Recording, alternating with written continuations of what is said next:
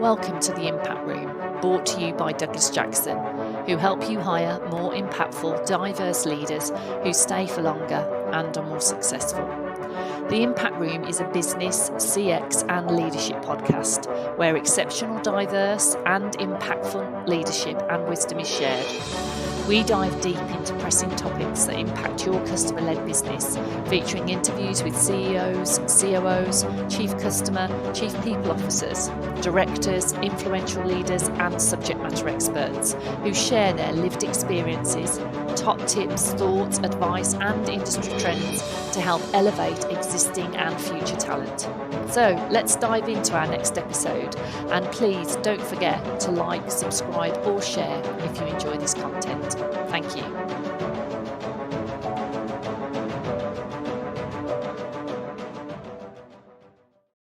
Hello and welcome to the latest episode of the Impact Room. Today I'm joined by Charlie Adams. Charlie is the Director of Customer Success and Experience at Custom Connect. Previous organisations Charlie has worked with are companies like Castle Technology, Vitality and Audience Survey. Charlie is also in his third year of judging for the CX Award and has recently released his own book, It's Just People, the Manager's Toolkit.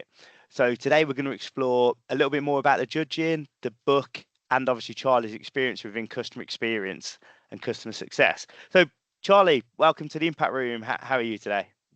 Cheers, Perry. Yeah, doing really good today. Even though it's a rainy day and it's almost summer, that's kind of expected in the UK. But no, life is good for me. Brilliant. Yeah, that's it. So happy day. So Charlie, before we get started, as I've already given you an intro, but say judge, own book, some great organisations worked with. But will you just give us a quick introduction to yourself? Tell us a bit about your history, how you got into customer service, where it all started, and how you became a director of customer success and experience that you are today. Really cool. Well, we don't really have 2 hours, so I'll give you the short version because yeah, if I want to give you the full history, then it goes on quite a bit. But actually, if you go back far enough, I've actually got a degree in interior design. So it all started at uni when I studied design and moved into the construction trade. And I didn't have any dreams or aspirations to work in customer experience or customer service. And weirdly, I don't think many people do, which is obviously a problem. But yeah, as I can show, it's actually not a bad career choice.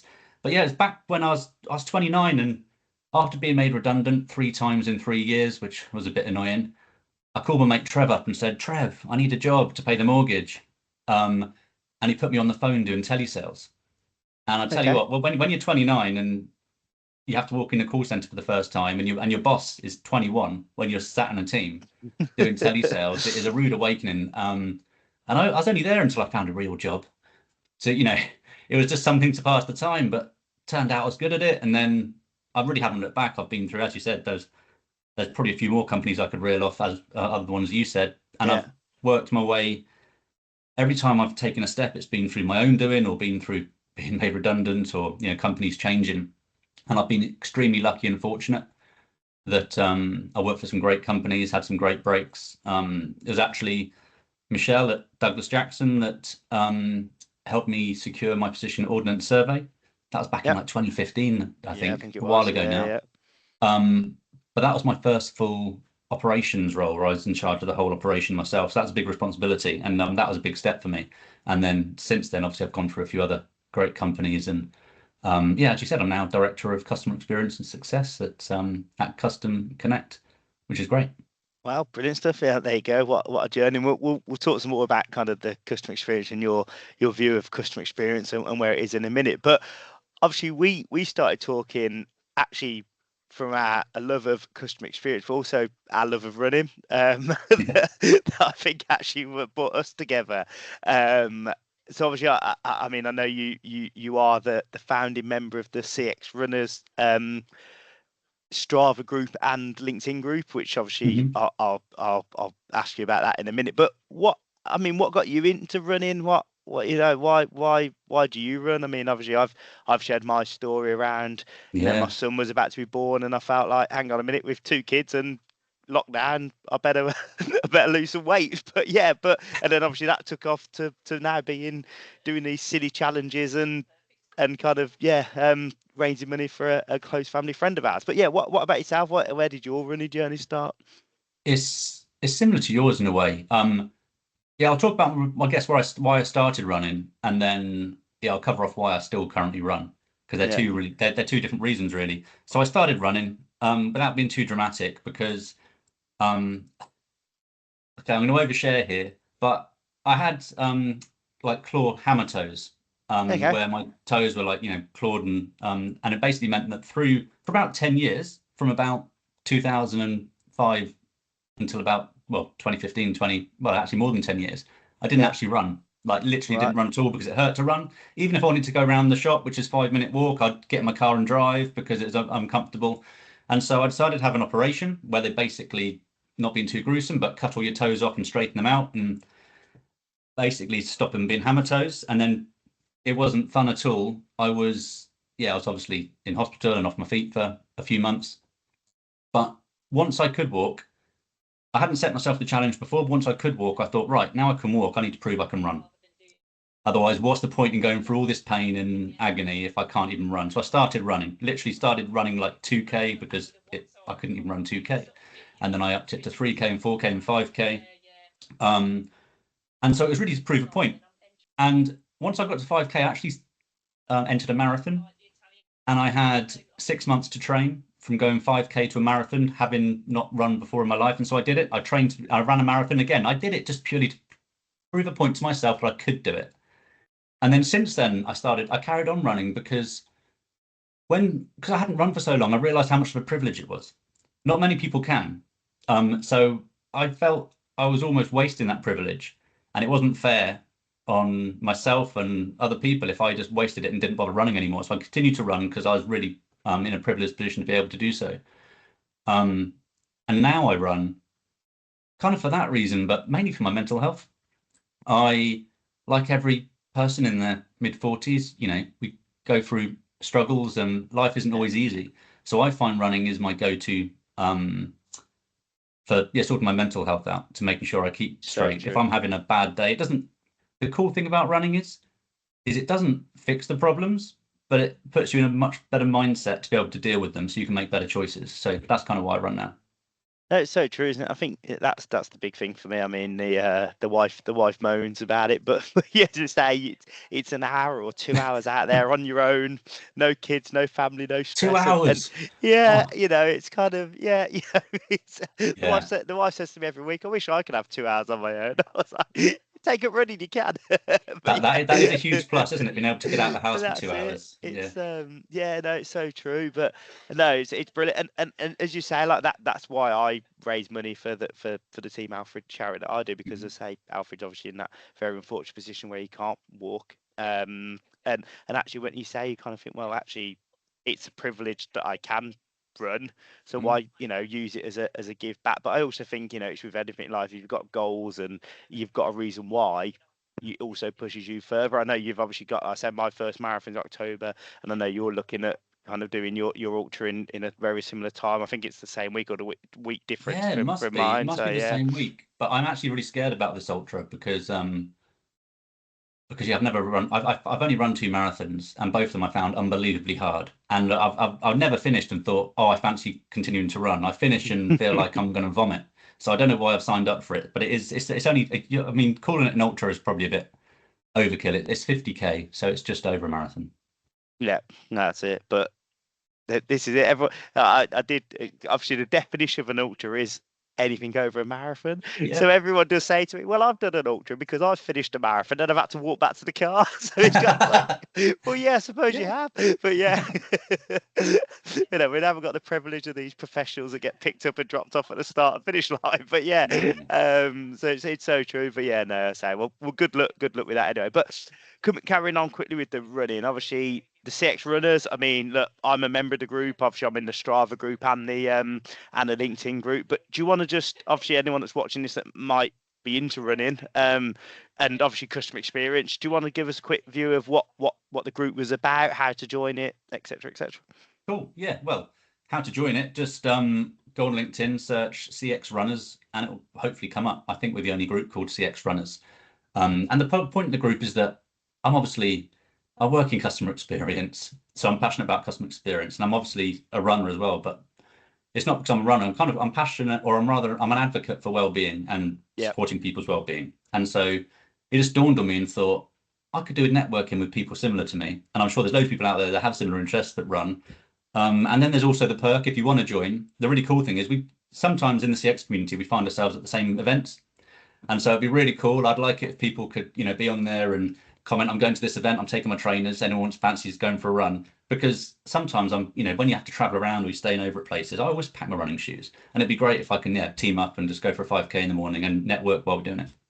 Yeah, no, it's so true. I mean, and that's exactly it. It is there. Just as I say, I've joined, and I know actually a person I've worked with for many years called Nick Benzie. He won't mind me sharing this story. He's actually part of the network group and hasn't ran for a while. He actually texted me the other day going, "Thanks for sharing your LinkedIn post and obviously sharing the CX runners group." He's actually started running again and did a few 5Ks over the last few weeks just for that. I mean, yeah, the group isn't there for people that are doing ultras and marathons. It is No. there for anyone. If you're running, like you said, you've got to start somewhere. If you're running 2K, and whatever else, it's there as a motivation and just as a community, really, isn't it?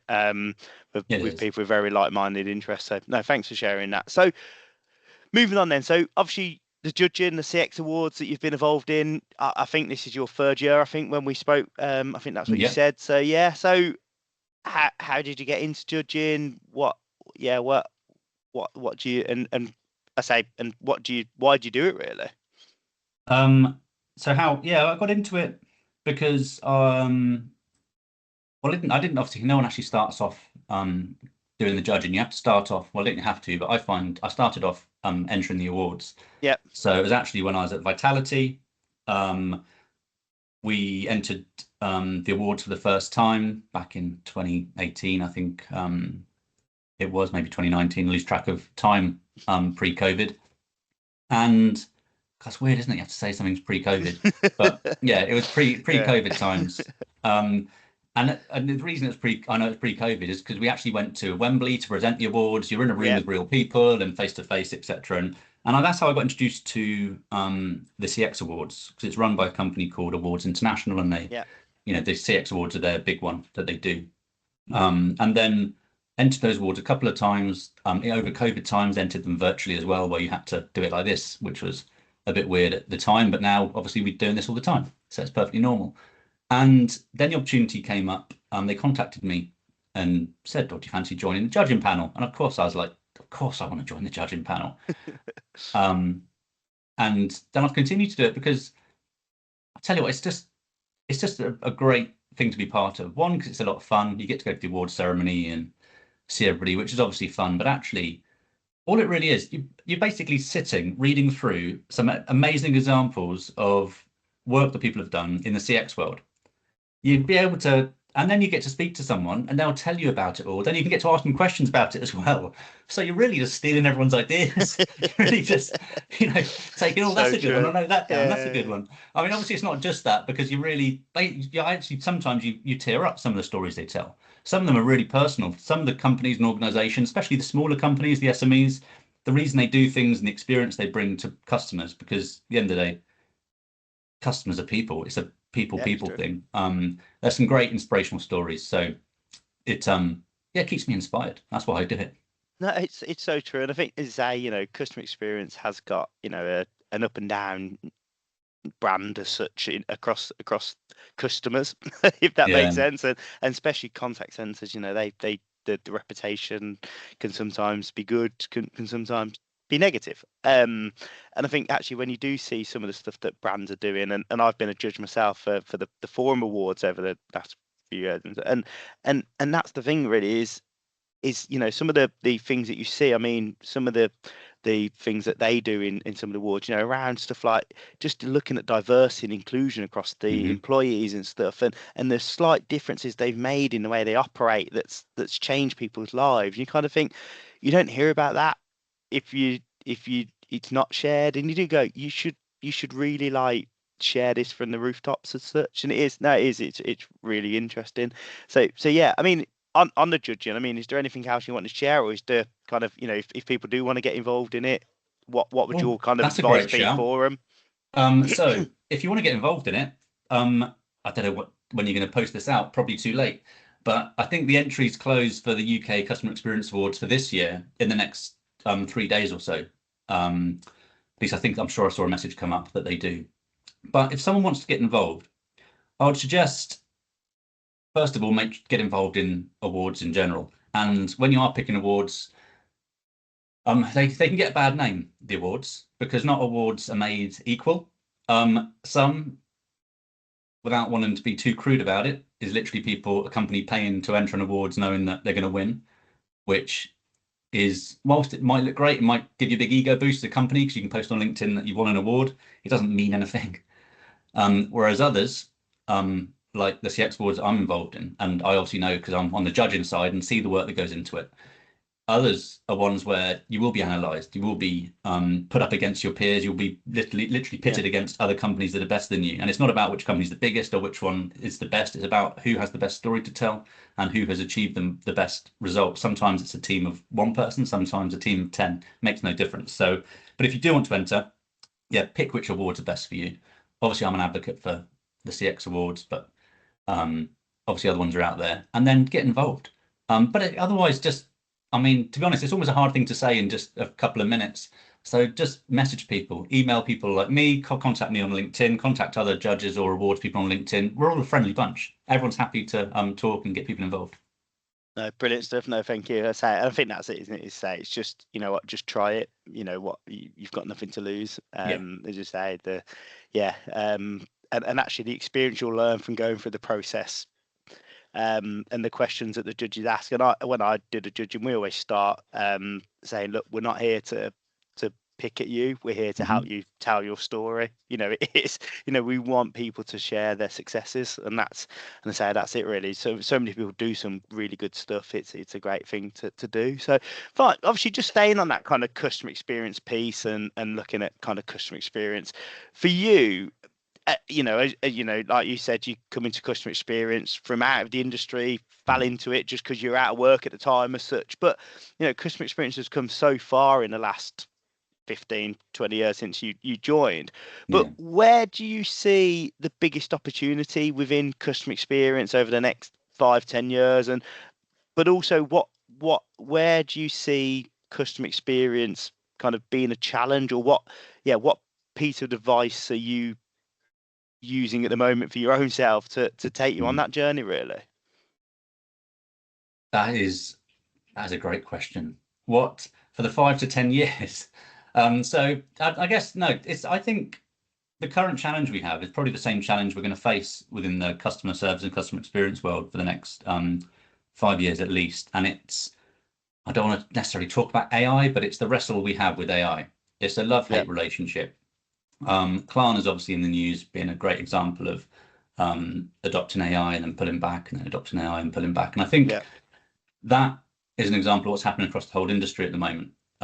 We've gone through a phase of chatbots.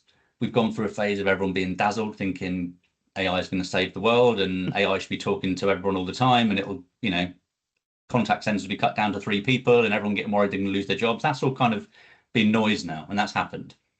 But I do think that the challenge, or rather the people that are attacking the challenge in the right way at the moment, are realizing that AI is not going away. So it's not about fighting it. It's not about saying we shouldn't use AI. It's about being clear about why you're using it and where you're going to use it. So it's not about thinking we need AI. It's about thinking we've got a problem. What's the best solution to fix it? And if the fixing solution happens to be AI, then great. But don't go chasing AI for the sake of it because everyone else is doing it. But if you look on LinkedIn, if you talk to any salesperson or see any of the marketing, you'd assume that everyone's launching AI. You'd assume that every company out there must now have AI built in because they're all talking about it like it's, you know, saving the world. And the fact is, when you actually look at the figures and you actually really talk to real people, they're all still just toying with the idea. Some companies haven't even got any AI in, and we're talking about huge contact centers. And then others, have gone full AI, and others are using chatbots, and there's no, and doesn't mean that one's ahead of the other. They're both doing it in the right way. They're just doing what's right for them, because you can't take a blueprint for one contact center and think, oh yeah, let's just copy that, because it might not work for you. And I guess to explore it further, I saw a great piece the other day, and I'm actually writing a newsletter to put on my LinkedIn tomorrow about the fact it's not AI versus emotional intelligence, because obviously everyone's talking a lot more about the person and the humans and the emotional intelligence. It's actually AI and emotional intelligence empowering each other. So the more you focus on EI, the more you can help. I'm not sounding like I'm singing old MacDonald. The more you focus on EI, the more you focus on AI, and vice versa. So I think the more the people, the companies and the CX leaders that realize that and are focusing equally on emotional intelligence and artificial intelligence at the same time, that's got to be where, when we hit, what are we going to be? We're going to be in 2030 in 5 years. You said 5 years. Yeah, in 2030, it's the companies that have done that will probably be the ones that are still successful. No, it's some great points there. And actually, just to pick up on some of the highlights that I took from that was, as you mentioned, Klarna, the benefit that I say, like, look, Klarna have pulled back a little bit on what they said probably only 6 months ago. But you know what? You have to give Klarna so much respect for going, look, we're going to try it. Let's just get on with it and try it. You know, so many companies sat back going, oh, we need to wait for a case study. We need to see what works. Klarna went, forget it. We're throwing the rule book out the window. We're going to become an AI company and everything's going to be AI. And then they've kind of gone, well, that actually doesn't work quite as well. But you know what? They went for it. They threw out the rule book and went for it. But then, as I say, and also on that, I mean, you know, like you said, I think it's so true. You know, what are you trying to achieve? I was talking to someone only yesterday that said they've implemented a AI IVR system into their contact center, and they said it's reduced their average handling time by a minute. And I asked, what does a minute mean in regards to? And they said it's about 10%. Their calls before were about 10 minutes average. They're now just under 9. So yeah, which is brilliant for them. But as we know, average handling time as a metric has been thrown out the window in contact centers. But for them, it was important to reduce their average handling time. Well, you say it's been thrown out the window. It's one of these metrics that we still have to focus a lot on, because we're all still in business. We have to make money. We have to be able to. Well, it's not even about making money. It's about staying afloat sometimes. And if you can reduce your average handle time by 10%, that's a massive. Exactly. Gain. Well, that's it. And I say, he said it was just over 10 minutes, just under 9. So actually, it's probably, I say, it was just over a minute. But actually, as I say, if you work that out, he used the person I was talking to used times as to say we'd reduced it by a minute. But I said, look, if your average handling time is an hour and 10 minutes, a minute's not a lot. But but obviously, if you're reducing 10 minutes to just below 9, that's huge. And their contact center is very transactional, kind of cool. So 10 minutes was about right anyway. So it wasn't like I say, but it was that. But they've said, like, you know, that's made a huge difference to their business. They're a lot more effective and efficient just by doing that, and by bringing in that piece of AI. But say, I think, you know, some good points there. Say what's important to you, but then obviously with the Klarna piece, just actually take action, try it. Things go right, things go wrong. But actually, if you don't start, like you said, 2030 is only 5 years away. It's actually technically less because we're halfway through 2025 now. But you know what? You know, we've had so much change in the first kind of, you know, like we were on about the post and pre-COVID. Look how far we've come in them 5 years. You know, COVID was March 2020, so you know we've just hit the 5-year kind of barrier of it, and you think going, oh my God, where we were kind of back then to where we are now is already a huge difference. But no, thanks for sharing that. Really interesting points, and hopefully people take from that. So moving on to your book. I mean, what made you write a book about management? I mean, obviously, you know, the manager's toolkit. It's all about people. It's just people. I forget what the title is, but so what made you go? What made you wake up one morning going, I'm going to write a book this week? Well, I guess it all, like a lot of the stories I've been telling, they started a long time ago. So years ago, when I saw people that publish books and produce books, I always thought I could do that. And I'm on the mindset that unless someone tells me I can't think of why I shouldn't. But then I kind of left it, and so I didn't have any burning desire or something I wanted to write about yet.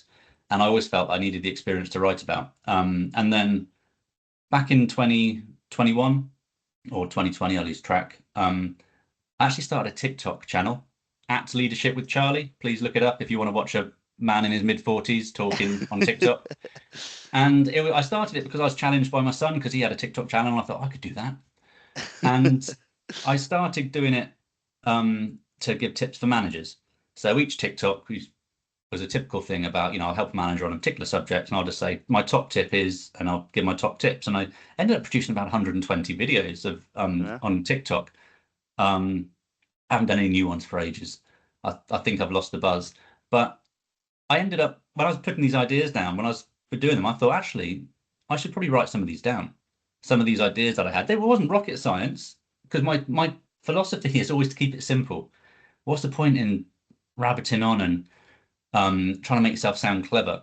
Just keep it simple, because as I know my managers, and when I was a manager, I just wanted someone to give me some real honest advice really quickly and give me something I can action.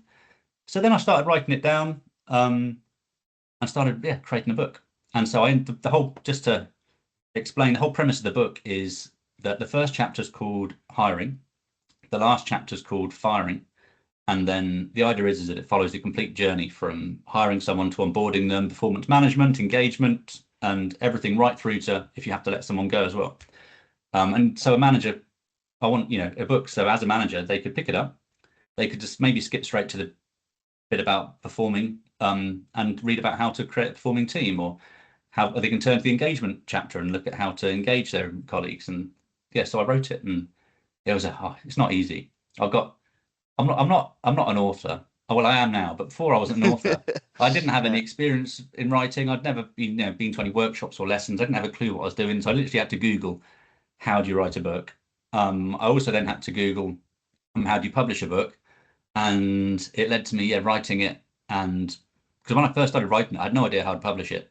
And then I published it on Amazon. So you can find the book, It's Just People, A Manager's Toolkit, on Amazon. That's it. And one thing that I noticed about the book, and obviously by seeing a copy of the book and stuff, it's actually for a manager's toolkit, and like you said, it's for everything from hiring to firing. It's actually not very thick.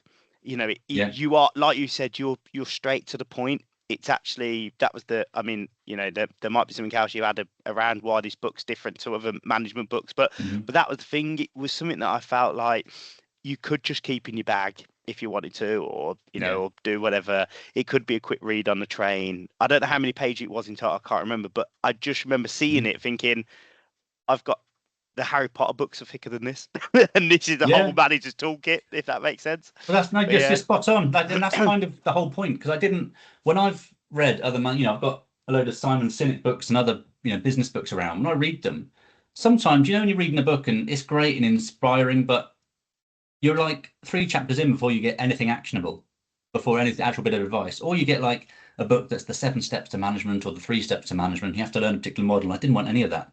So actually, the whole way through the book, it's actually quite chatty in the way I write it, which I actually draw back on and make it a bit more businessy. But I try and cut out any jargon. I try and cut out business speak and buzzwords. And throughout it as well, I've dotted it with, because it's like a bit of a nod to my TikTok, I've dotted it with my top tips. So you'll be reading the chapter and then it might say my top tip and have a little bit, and it'll like give maybe a bit of a short story about an example that I've tried before, and so why don't you try this? So I've tried it before, and so it's dotted through. So the idea is that, as you said, you can pick it up, you can read it on a train. It's quite honest and open, and if anyone does buy it and they're reading it and they find it's too jargony, please let me know, because one thing I've realized already, when I've read it so many times, but as soon as I've published it and got a printed copy, I've found so many mistakes and things I want to change. So there probably will be another edition in in 6 months or so when I get round to it. I'll do like the second edition of the book. That's it. Brilliant stuff. So obviously, looking at the book, I mean, what's your favourite chapter? Like you said, it's from hiring to firing. But have you got a favourite chapter or a favourite section, or was there a bit that you enjoyed writing the most? Yeah, the bit I enjoyed writing the most is a bonus chapter at the end. So I've got the 10 chapters to firing, but then I found there was a lot of because I focused on managers. I hinted a lot about the mixture between management and leadership, because I believe the two are completely intertwined. So I wanted to finish by talking about leadership. So I actually got a short bonus chapter at the end that just goes on about the importance of leadership. That helps explain why it's important, how to do it, and obviously pulls on a few of the themes mentioned within the book. And that's my favorite, because it's almost not a conclusion, but it's almost like a heartfelt, that's the inspirational piece. you know, when I said I've got books from Simon Sinek and they don't give you any actionable advice, the leadership chapter isn't about actionable advice. It's just about why it's so important in an inspirational way. So I was able to write it from the heart, which is really great. But other than that, there's one of the great chapters that I said to someone the other day, and they're actually surprised it's a chapter in it, is a chapter on being courageous. Because for me, at least, being a manager, one of the key things you've got to do, as well as engage your team and be able to do all these things, is you have to be courageous. And some people refer to it when you're in contact centers or other places, you refer to it, you know, get workshops on handling things like difficult conversations and stuff. But what it really boils down to is, yeah, being courageous as a manager. So when you've got to take charge, you've got to be accountable for your team, you've got to put in the work when it's needed, you've got to handle those difficult conversations. And that's why I like it as a chapter, because it's all, you know, it's the sort of chapter that if I didn't include it, people wouldn't miss it. But when it's there, it actually makes a big difference. Yeah, so true. No, brilliant stuff. So obviously you mentioned there might be a part 2, but is there any other plans for any other books over the next? I mean, obviously, like you said, you always fancied being an author. It was just something you got challenged on a few years back. Now you've done that challenge. Is that it? Are you going to become a YouTube star and take on Mr. Beast? Because you've done TikTok, you've done a book. What's next for you? YouTube. I don't think I could do YouTube. I've got kids, and the amount of times that I walk in and they're watching YouTube, it gives me a headache just watching YouTubers. I don't even know how you speak like that all the time. It would wind me up. But you never know. I might do. I'll see if it's challenged. But no, I never just let me get my words out. I didn't think I'd want to write any more after doing this, because it's actually really hard, turns out, to write a book. Who knew, right? But now I've created it, and I've still got quite a few ideas that I couldn't include. And especially actually referring to that last chapter, leadership, I reckon that I've got enough ideas and enough experience for everything I've done to write another book, again called It's Just People. But rather than being a manager's toolkit, it will be a leadership toolkit or something similar. So it'll be a book in the same format, but rather than focused for people managers, it would really ramp it up to a leadership toolkit instead. And I think, as I said, that's what I enjoyed writing at the end of the book, something. And actually I could take that enjoyment, take that inspiration, and start, you know, creating a framework for, okay, how could this help leaders as well? So I'll see though. To be honest, if I do it, then yeah, we're talking 5 years away. So let's chat again back in 2030 and see if I've launched it. That's it. So I'm going to put you on a spot here, because we haven't discussed this as a topic on our previous calls when we've been planning for this call, but looking at that leadership piece then, and obviously the management, thinking of the chapters ahead for your leadership book, what would be your one key piece of advice for anyone that's in a leadership position now, or even someone that's coming from a management position into a leader position? What's chapter 1 going to be, I suppose? Well, I mean, obviously, I know you've probably got a better order than chapter 1 to say, but like you want to go higher for fire. But yeah, what's going to be the big chapter in your book from your view? That's a great question. Leadership is a complex beast that I don't think anyone has the monopoly on being a leader. I don't think anyone, because you never reach a point, it's like, right now I'm a great leader.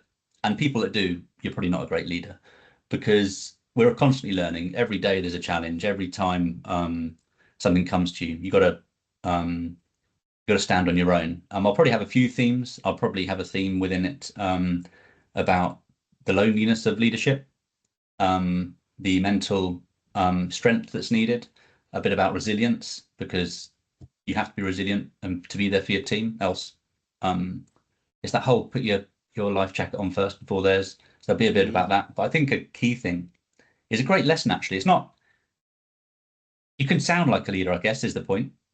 Whether you're a leader or not, especially for a new manager, if you're just stepping into a leadership role, start to sound like a leader. And that involves telling stories, because leaders able to, lead from the front, able to inspire people, and you inspire people through telling stories.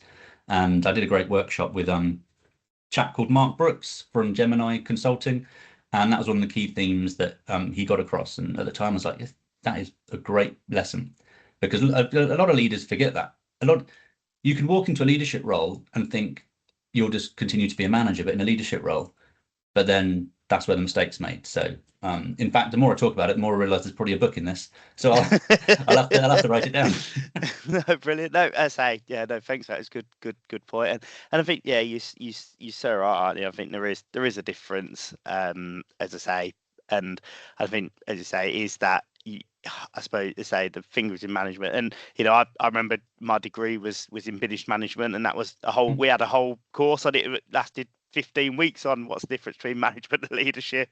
Oh, wow. And stuff, and yeah, I say really it is an interesting topic. What is the difference? And I look forward to book 2. But to finish, I mean, is there any kind of look, is there any advice or inspiration that you've got? I mean, obviously we've covered already loads, but yeah, is there anything that we've discovered today or anything additional that anyone listening to this you'd like to just finish on some kind of advice or inspiration from, just to summarize today's call, apart from join the CX runners and Yeah. buy Apart your book. from join CX runners, buy It's Just People Managers Toolkit, and follow me on TikTok at Leadership with Charlie. Apart from all of those, no, for inspiration, what inspires me is just saying yes to stuff and figuring out how to do it afterwards. So because the only reason I decided to write a book is because I decided to do it. The only reason I decided to run marathons, I decided to do it. I didn't decide to do TikTok and all the things I've done, which is just because I've made a choice. So we all have the same amount of time, I guess is my point. So my inspiration to people is to stop using time as an excuse, because the only difference between people that do and people that don't is that people that do. I love that. Yeah, no, it's so true. Yeah, I think you're so right. It's, as I say, it's setting them goals, putting them challenges in there, going out and doing it. Just to say, picking up the pen, whatever it is, and just start. Like you said, you're not going to be able to come out today and go and run a marathon. You're not going to be able to start a CX project today and deliver it AI and deliver it by the end of the week. It is, but where can you start? Start somewhere. And I say, like you said, I'm training for marathon and everything, and somehow I've been signed up to be the treasurer at my daughter's school PTA, and you kind of think, where the hell have I got all this time from? But as you say, you make the time. It's kind of already. I've only been involved for 3 weeks. We've got card machines we've never had before. We've got free bank accounts that have got bank cards. You just start somewhere and go, well, I'm going to achieve this. This is how I'm going to do it.